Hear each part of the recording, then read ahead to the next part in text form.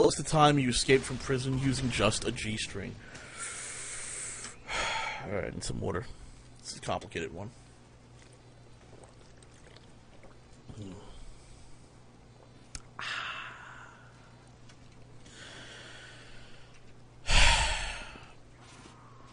For those of you who don't know, most of my life I've been a spy for the United States of America. Unfortunately, being a spy for the United States means that, well, you tend to spy in other countries, and, well, what you're doing is illegal in those countries, so they send you to prison.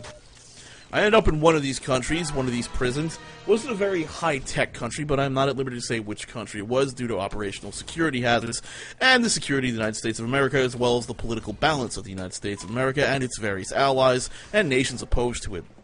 Anyway, I was in prison in one of these countries. Not really a third world country, not really a first world country, sort of in between. Prison there was hard. It was mostly hard labor, and me being fat, hard labor did not cope with me very well, so I was mostly useless. Thankfully, though, I had with me my one true secret weapon. The one thing they let me keep because they thought I was going to be the prison bitch, and while I did turn out I was the prison bitch, it also turned out to be my key to survival and escaping this prison, my purple G-string. For those of you who don't know, the G-string has a wonderful, wonderful property in that it can hold its shape perfectly once it hasn't been washed for several weeks.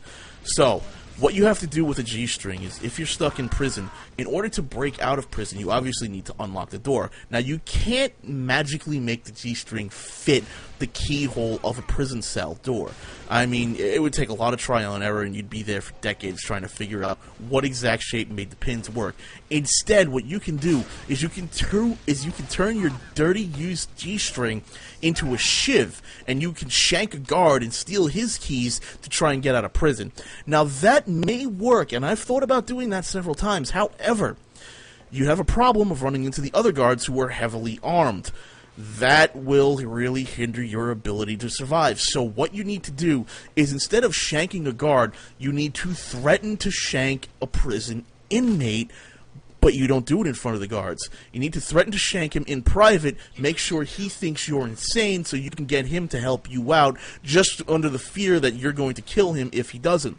Now, what you do is you get this guy to threaten to kill the guards. Otherwise, you threaten to kill him, and he feels afraid that you're going to kill him with your bare hands and then eat his face, because at this point the man thinks you're insane. You have to make sure he thinks you're insane. So this is the guy that distracts the guards with threatening to kill him. When he's distracting the guards with your dirty G-string, make sure you steal one of the keys to the prison cells and then walk out of the prison. If that does not work, I highly recommend just running for it. Eventually, someone somewhere is going to catch wind that you ran for it. So I really recommend running from the beginning. It's the best option. Otherwise, they're going to find you, and you don't want that to happen. That's anti-prison break.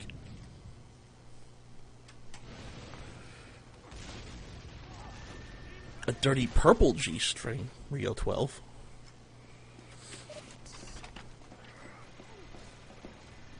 You've done your country proud.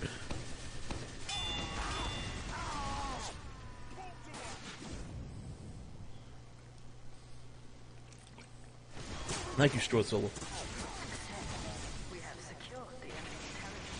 Oh, what time is it? Oh, I guess I've got time for one more story or two. Why does the color matter? Because I had a dirty purple-pink G-string, and unfortunately, it no longer holds its shape very well. You see, I kinda ate it. I mistook it for a strawberry. Whoops.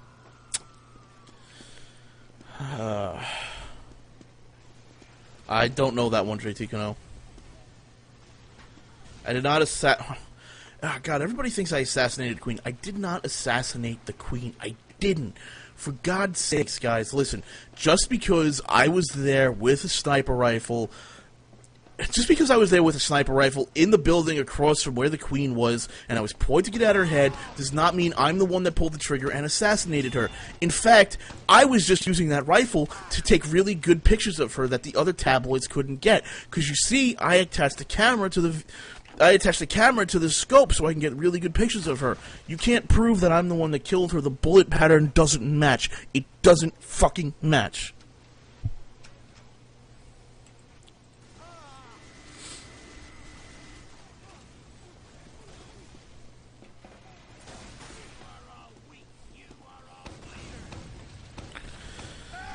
Oh, I think we're done with story time for the night, guys. My mouth is dry and I have to poop, so...